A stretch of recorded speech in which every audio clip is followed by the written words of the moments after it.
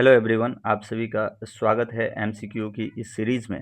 तो चलिए स्टार्ट करते हैं। 15 बहुत ही महत्वपूर्ण क्वेश्चंस। अमेरिका की नई परमाणु नीति के अनुसार आवश्यकता पड़ने पर किस प्रकार के परमाणु हथियारों के उपयोग की संभावना जताई गई है? तो राइट आंसर कमेंट में जरूर देंगे। हाइड्रोजन बम, छोटे सामरिक यानी टैक्टिकल न्यूक्लियर वेपन, या फिर न्यूट्रॉन बम, या फिर जैविक हथियार। तो राइट आंसर क्या हो जाएगा साथियों? जी हाँ, इसका राइट आंसर है ऑप्शन बी, यानी टैक्टिकल न्यूक्लियर वेपन। यहाँ पर आप सभी देख पा रहे होंगे। चलिए, इससे रिलेटेड और भी तमाम चीज़ों को यहाँ पर हम लोग खंगालने का प्रयास करते हैं। सबसे पहले यहाँ पर देखते हैं, एक न्यूज एजेंसी है जिसका नाम है एनबीसी। ठीक है, इसके मुताबिक पेंटागन, आपको पता है अमेरिका में डिफेंस का ये यहाँ यहीं से सारा चीज़ होता है। तो पेंटागन ऐसी रणनीति पर काम कर रहा है, बना रहा है, जिसमें परमाणु हथियारों के साथ छोटे एटम बम, जिनको टैक्टिकल न्यूक्लियर जो है हथियार भी कहा जाता है, उसका इस्तेमाल किया जा सकता है। खास करके चीन और रूस से बढ़ते तनाव को देखते हुए ऐसा ये रणनीति बनाने की तैयारी में है। और पेंटागन के नीति जो प्रमुख हैं, जिनका नाम है एल्ब्रिज कोल्बी, इस नीति पर काम भी कर रहे हैं। उनका मानना है अभी राष्ट्रपति के पास या तो बड़े परमाणु हमले का विकल्प है, या फिर कोई जवाबी कार्रवाई नहीं करने का। तो कहीं ना कहीं ये बहुत बड़ी रणनीति आप कह सकते हैं।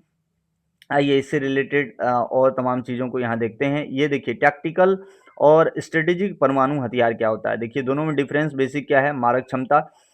तो टैक्टिकल न्यूक्लियर जो वेपन होता है वो 1 से 50 किलोटन का होता है। वहीं स्ट्रेटेजिक न्यूक्लियर जो होता है वो सैकड़ों किलोटन के से कई मेगाटन तक हो सकता है। निशाना, ये सैन्य ठिकानों, air base, tank, missile site वगैरह को। वहीं ये बड़े शहर के लिए होता है।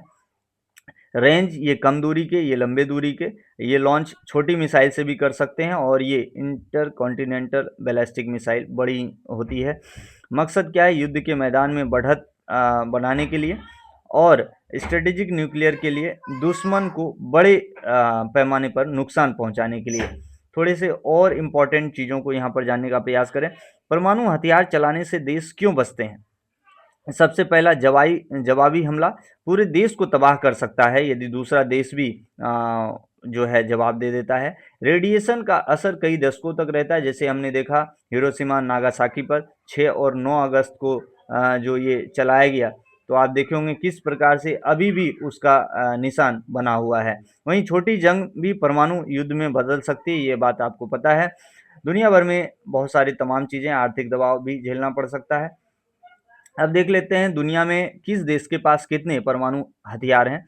तो यहाँ पर नज़र दौड़ाएं तो रूस आपको दिख पा रहा होगा सबसे ज़्यादा, लगभग 5,449। देखिए, एग्जैक्ट तो डेटा नहीं आता, लेकिन मोटा मोटी आ जाता है। तो उसके हिसाब से लगभग 5,500 रूस के पास है, जो सबसे बड़ी तादाद है। उसके बाद यूएसए के पास आप देख पा रहे हैं 5,129। तो ये दोनों अभी जो है सबसे टॉप पे हैं। वहीं भारत की बात करें 190 हथियारों के साथ नीचे आपको दिख पा रहा होगा। तो हम लोग ज़्यादा हथियार नहीं बनाना चाहते हैं, क्योंकि जाहिर सी बात है, ये सोर्स देखिए, सिपरी जो रिपोर्ट बनाती है उसकी सोर्स पे आधारित है। वहीं इजराइल के पास भी है 90, उत्तर कोरिया 50, चाइना 620, पाकिस्तान 170, ब्रिटेन 225। तो ये तमाम चीज़ें हैं, तो याद रखना है आपको एग्जाम के पॉइंट ऑफ व्यू से। चलिए, पहला का आंसर आप सभी को मिल गया होगा। तो बढ़ते हैं अगले सवाल की ओर। अगला सवाल यहाँ पर आप सभी के लिए है, अमेरिका की नई परमाणु नीति मुख्य रूप से किन देशों की चुनौती को ध्यान में रखकर चर्चा में है? तो राइट आंसर बी, रूस और चीन। वेरी इंपॉर्टेंट, ईरान नहीं होगा, याद रखेंगे। ईरान और उत्तर कोरिया कई बार आप लगा सकते हैं, तो यहाँ रूस और चीन याद रखेंगे, बी। तीसरा क्वेश्चन, चलिए यहाँ पर तीसरा क्वेश्चन हम लोग करते हैं, इंपॉर्टेंट हो जाता है। क्या है बांग्लादेश की पूर्व प्रधानमंत्री जिनका हालिया संबोधन के बाद राजनीतिक गतिविधियां तेज हुई है, वो कौन है? तो याद रखेंगे कौन है, बी, शेख हसीना। पूर्व प्रधानमंत्री शेख हसीना, देखेंगे B is the right answer. यहाँ पर आइए बांग्लादेश से रिलेटेड कुछ इंपॉर्टेंट चीजें देख लेते हैं। यहाँ आप सबसे पहले बांग्लादेश के बारे में ये देखिए, बांग्लादेश पीएम हसीना के 15 साल जो सत्ता में वो रहती हैं। यहाँ देखेंगे 1996 में Hasina becomes prime minister for the first time after Awami League जो है जब जीतती है, तो उसके बाद पहली बार बनती है। 2008 में Awami League wins general election and Sheikh Hasina फिर से पीएम बनती है दूसरे टाइम 2008 में। उसके बाद 2009 में more than 70 people killed in an uprising और तमाम चीज़ें चलती रहती है। उसके बाद कोविड-19 आता है और फिर आप देखते हैं पीएम हसीना चौथी बार जीतती है यहाँ पर 2024 में। और फिर आप देखते हैं ये इम्पोर्टेंट डेट है, याद रख सकते हैं 5 अगस्त का, ये याद रखेंगे। हसीना भारत में वहाँ से भाग करके आ जाती है और बड़े पैमाने पर वहाँ पर विद्रोह आप क्या कह सकते हैं, प्रदर्शन होते हैं, याद रखेंगे, बहुत ही इम्पोर्टेंट। और बांग्लादेश का थोड़ा सा मैप यहाँ पर हम सभी को जरूर देखना चाहिए। यहाँ पर जो ब्रह्मपुत्रा नदी है बांग्लादेश में, उसको जमुना कहा जाता है। गंगा नदी जो आप देखते हैं, इसको पद्मा नाम से जाना जाता है, इस प्रकार से याद रखेंगे। और दोनों की संयुक्त धारा को बाद में हम मेघना नाम से याद रखते हैं, तो ये इंपॉर्टेंट है। और ये गंगा नदी का माउथ है, mouth of the bay of Bengal, mouth of the bay of Bengal, very important. चलिए आगे बढ़ते हैं अगले क्वेश्चंस के साथ। यहाँ पर बांग्लादेश के नए राष्ट्रपति का चुनाव प्रस्तावित है, उसी को लेकर बांग्लादेश वापस से सुर्खियों में आ गया है। तो 20 अगस्त को ये चुनाव होने वाले हैं। चलिए अगला सवाल हम लोग देखते हैं। वैली ऑफ फ्लावर, यहाँ पर आपको बताना है राष्ट्रीय उद्यान किस राज्य में स्थित है, वैली ऑफ फ्लावर। तो इसका जवाब आप साथियों कमेंट में जरूर देंगे, क्योंकि आपको पता होना चाहिए ये वैली ऑफ फ्लावर्स कहाँ पर पड़ता है। जी हाँ, राइट आंसर क्या हो जाएगा, बी, उत्तराखंड हो जाएगा। और उत्तराखंड में चमोली जिला, याद रखेंगे, चमोली डिस्ट्रिक्ट उत्तराखंड में वहीं पर है। और यूनेस्को, यूनाइटेड नेशन, यूनेस्को, ठीक है, यूनेस्को की जो विश्व धरोहर स्थल है उसमें है, और अपनी दुर्लभ हिमालयी वनस्पतियों के लिए भी ये प्रसिद्ध है। चलिए आगे बढ़ते हैं। अगला क्वेश्चन है यहाँ पर इसी से रिलेटेड ये क्वेश्चन है। क्या क्वेश्चन है यहाँ पर देखिए। समाचार के अनुसार जो लेटेस्ट आया, वैली ऑफ फ्लावर्स में पिछले वर्ष की तुलना में लगभग कितने प्रतिशत अधिक पर्यटक पहुंचे, जिस कारण से ये चर्चा में रहा। तो जी हाँ, 74% जो है पर्यटक ज्यादा इस बार जो है पहुंचे हैं। आगे देखते हैं, अभी इम्पोर्टेंट ये खेल होने वाला है। 46वें शतरंज ओलंपियाड का आयोजन किस शहर में होगा। तो राइट आंसर क्या हो जाएगा इसका, याद रखेंगे, ये सेंट्रल एशिया का देश का ही ये जगह है। C, Samarkand is the right answer. चलिए देखते हैं आप सभी खोज पाते हैं कि नहीं। ये सेंट्रल एशिया का मैप है, तो आप सभी को बताना है समरकंद कहाँ है। तो राइट आंसर आप सभी के लिए यहाँ पर है, ये उज्बेकिस्तान में है। जी हाँ, ये सेंट्रल एशिया के 5 देश दिख पा रहे होंगे। इधर जो है ये समरकंद नहीं दिख पा रहा होगा, तो चलिए वापस से ये दिखाते हैं। ये आप लोग को थोड़ा इधर दिखेगा, ये है समरकंद, दिख पा रहा है इधर, यहाँ पर समरकंद है, ठीक है। उज्बेकिस्तान में सेंट्रल एशिया के 5 देश है। कजाकिस्तान, ठीक है, याद रखें कजाकिस्तान यहाँ पर है। उसके बाद कजाकिस्तान आपको दिख ही रहा होगा, किर्गिस्तान, तजाकिस्तान, उज्बेकिस्तान, तुर्कमेनिस्तान, ये तमाम जो देश हैं ये सेंट्रल एशिया में आते हैं, याद रखेंगे। चलिए 5 देश हैं, स्पेशली अफगानिस्तान को नहीं, ये 5 देश को याद रखेंगे, सेंट्रल एशिया में कंसीडर किया जाता है। चलिए आगे बढ़ते हैं। अगला क्वेश्चन यहाँ से है, 46वें शतरंज ओलंपियाड में भारतीय महिला टीम को कौन सी वरीयता मिली हुई है। तो राइट आंसर क्या हो जाएगा, आप लोग कमेंट में साथियों जवाब जरूर देते चलें। सी, टॉप सीड इनको मान्यता मिल गई है। भारतीय महिला टीम को विश्व रैंकिंग के आधार पर शीर्ष मान्यता मिली है, इसको याद रखेंगे। इससे भारत की स्थिति जो है मजबूत, वो आपको यहाँ पर देखने को मिलेगा। 8 क्वेश्चन हो गया, अब 9वें क्वेश्चन की ओर हम लोग चलते हैं। 9वां क्वेश्चन है कुषाण से संबंधित। कुषाण शासकों के सिक्कों पर प्रमुख रूप से किन 2 लिपियों का प्रयोग हुआ था। तो राइट आंसर भी यूनानी और खरोष्टी। चूंकि ये लोग जो थे बाहरी थे, तो यूनानी तो आपको दिखेगा ही। तो आइए एक बार देख लेते हैं कुषाण के बारे में। आपको पता होगा जब मौर्य एम्पायर कोलैप्स कर जाता है, मौर्य एम्पायर के कोलैप्स करने के बाद साथियों इंडिया अगेन, भारत वापस से डिवाइडेड हो जाता है मेनी रीजनल किंगडम्स में। और ये किंगडम्स स्पेशली नॉर्थ इंडिया में यदि आप देखेंगे बहुत सारे फॉरेन इन्वेडर्स आते हैं, ग्रीक्स वगैरह आते हैं, कुषाण आते हैं, शक आते हैं, ये तमाम आते रहेंगे। इनको ग्रीक्स को ग्रीको इंडियन आप डायनेस्टीज के तौर पे देख सकते हैं। कुषाणों का भी बाद में कोलैप्स हो जाता है लगभग 250 एडी तक।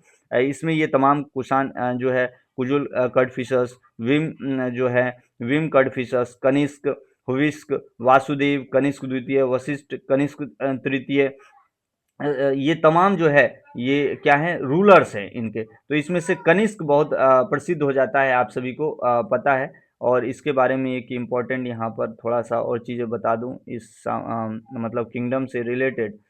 तो यहाँ पर आप सभी देखेंगे शायद, एक मिनट में थोड़ा इसको बड़ा कर देता हूँ। तो यहाँ पर आप सभी देखिए कुषाण किंगडम से रिलेटेड चीज़ें। सबसे पहले इसमें आप देखते हैं फीचर्स के तौर पर, तो फॉरेन रूलर्स यहाँ पर आपको दिखेगा, फॉरेन रूलर्स। उसके बाद टाइटल देवगुप्त का दिया जाता है इनको, और डुअल किंगशिप यहाँ दिखता है आपको, रिलीजियस टॉलरेंस वगैरह। एडमिनिस्ट्रेशन में दिखेगा आपको 3 लेवल का सिस्टम यहाँ पर दिखेगा। प्रोविंसेस स्पेशली क्षत्रप के द्वारा रूल किया जाता है। गांव में ग्रामिका और पद्रपाल है। टाइटल राजा को किंग ऑफ किंग्स कहा जाता है, याद रखेंगे। और ये शुल्क रूट पे कंट्रोल कर लेते हैं, और ट्रेड लिंक चाइना और रोम तक लेके जाते हैं।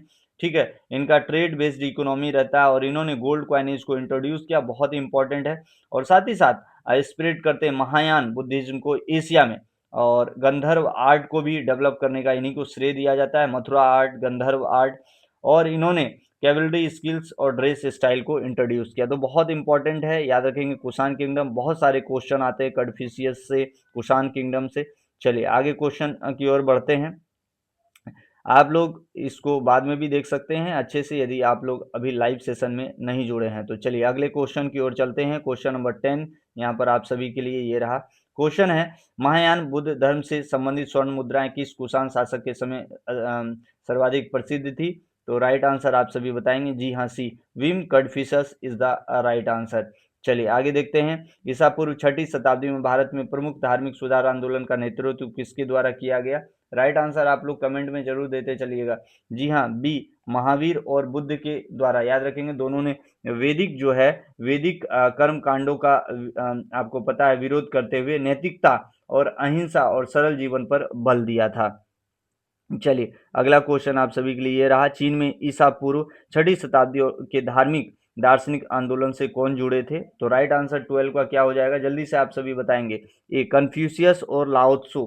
ठीक है, कन्फ्यूशियस। और कन्फ्यूशियस ने स्पेशली क्या किया, नैतिक शासन और सामाजिक अनुशासन पर बल दिया। जबकि लाओ त्सु जो थे ये ताओवाद, याद रखेंगे, ताओवाद, इन्होंने इसके प्रवर्तक माने जाते हैं। ताओवाद के प्रवर्तक कौन माने जाते हैं? याद रखिएगा, लाओ त्सु। यहाँ पर मैं लिख देता हूँ, लाओ त्सु जो है, ये कई बार क्वेश्चन पूछा गया है, ताओवाद के लाओ त्सु। ठीक है, चलिए 12 का ये हो गया।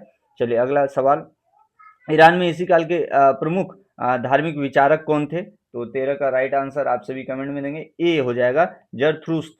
जरथ्रुस्त, जरथ्रुस्त ने जरथ्रुस्ट धर्म की स्थापना की। याद रखेंगे, इन्होंने जर थुद्रुष्ट थरधृष्ट जो है इसकी राष्ट्र की स्थापना की, जिसमें सत्य और, याद रखेंगे, सत्य और असत्य, सत्य और असत्य, असत्य के संघर्ष की अवधारणा इसमें आपको प्रमुखता से देखने को मिलती है। अगला क्वेश्चन है 14वां। क्वेश्चन है, वैदिक कर्मकांडों की आलोचना और आध्यात्मिक ज्ञान पर विशेष बल किस ग्रंथ में मिलता है? 14 का सी, जी हाँ, उपनिषद में मिलता है। याद रखेंगे, उपनिषदों में आत्मा, वेरी इंपॉर्टेंट, आत्मा, ब्रह्म, याद रखेंगे, ब्रह्म और ज्ञान को सर्वोच्च महत्व दिया गया है। कर्मकांड की अपेक्षा आध्यात्मिक चिंतन पर बल दिया गया है, वेरी इंपॉर्टेंट। चलिए अगला 15वां क्वेश्चन ये रहा आप सभी के लिए। उपनिषदों में किस मार्ग पर विशेष बल दिया गया है? याद रखेंगे, अभी हम लोग डिस्कस किए थे। बी हो जाएगा, निवृत्ति मार्ग पर। ठीक है, निवृत्ति मार्ग का क्या अर्थ है? इसका अर्थ है सांसारिक, याद रखेंगे, सांसारिक मोह का त्याग, सांसारिक मोह का, याद रखेंगे, त्याग कर आत्मज्ञान, क्या होना चाहिए? आत्मज्ञान, आत्मज्ञान और मोक्ष की प्राप्ति, वेरी इंपॉर्टेंट, मोक्ष की प्राप्ति का मार्ग। उपनिषद इसी आध्यात्मिक दृष्टिकोण पर विशेष बल देता है। तो यहाँ पर हम लोग का ये सेशन समाप्त होता है साथियों। ठीक है, आप लोग इसी प्रकार से जो है आगे बढ़ते रहिए और अपना ख्याल रखिए। और प्लीज यदि पहली बार देख पा रहे होंगे तो चैनल को सब्सक्राइब जरूर कर लेंगे। आप सभी का बहुत बहुत धन्यवाद। जय हिंद साथियों।